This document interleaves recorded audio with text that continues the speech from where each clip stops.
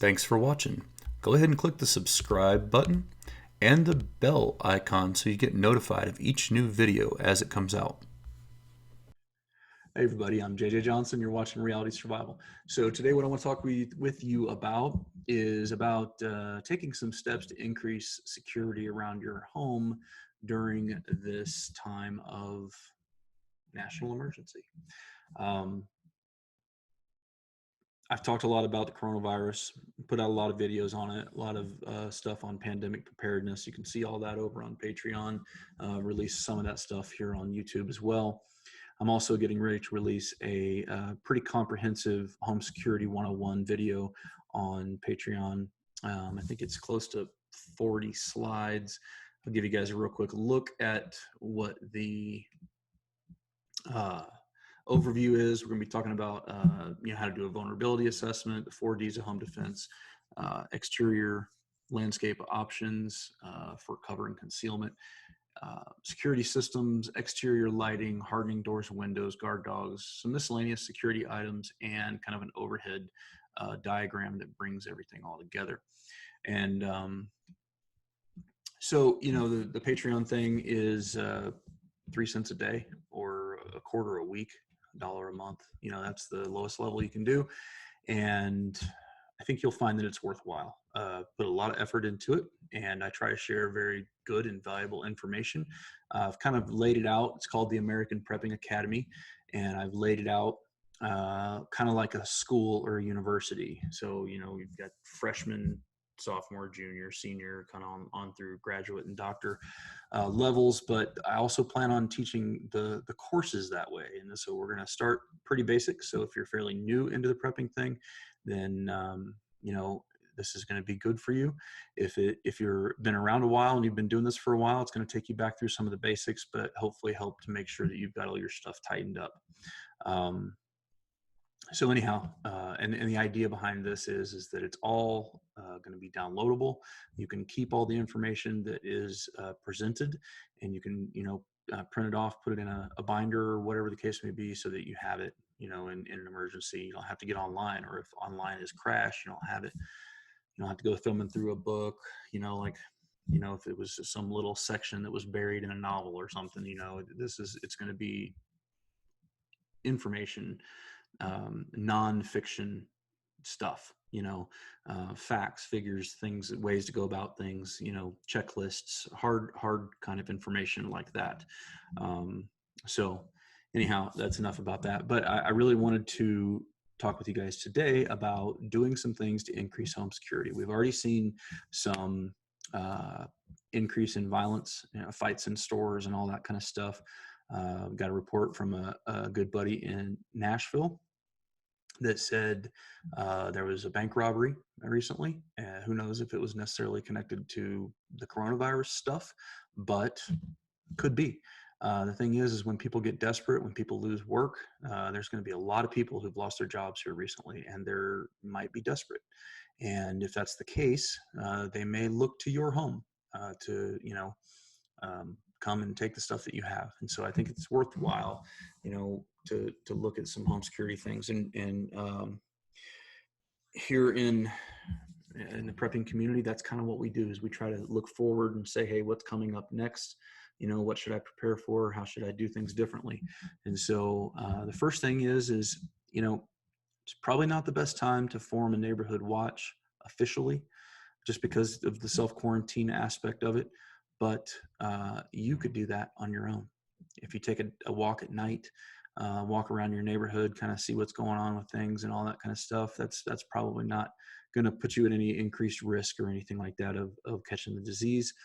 And if you can talk with some of your neighbors on Facebook and maybe do alternate shifts and kind of virtually form a neighborhood watch system, maybe start a group on Facebook or some other social media site, and invite people that you think might be good to have in that group. Again, you could alternate nights that you go, or whatever the case may be. Not everybody's going to do that, though. Let's face it, it's cold out, and some people aren't going to be up for that, and that's cool. But Another thing that you can do just at your home is keep your lights on. If you've got floodlights, porch lights, those kinds of things, keep your lights on.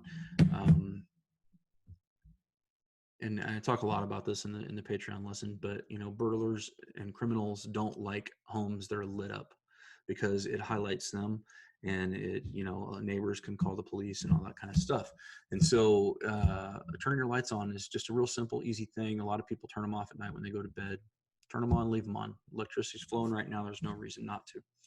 The next thing is sleep with a firearm accessible without having to open a safe. A lot of people, especially if you've got kids in the house, you're going to normally, keep your firearms locked into a safe or whatever. And that's fine. And maybe you need to do that in your current situation. If you do, I'm not suggesting that you endanger your children or anything.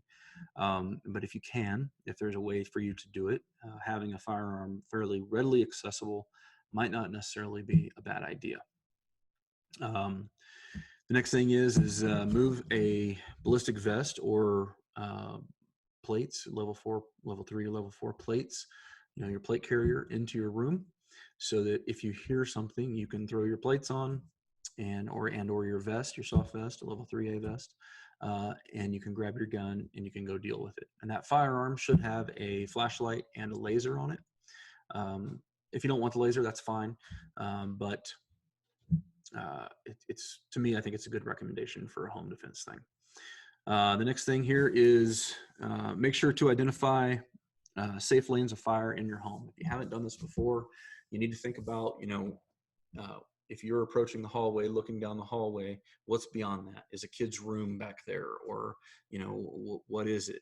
And just basically try to identify multiple places throughout the house that are safe shooting directions, so that if you miss your target or it moves or whatever the case may be, then you're not going to have any damage done to humans in your home. Okay. Next thing is you want to go ahead and also identify actual positions of cover in your home. There might not be as many as you think, and because drywall is not cover. All right. So think about that, and think about the way that homes are constructed and all that kind of stuff. And just being behind a wall is concealment. You may be hidden, but that does not mean you're safe. Okay. Last thing here, or not last thing, there's a couple more, is keep your shades open and your window cracked.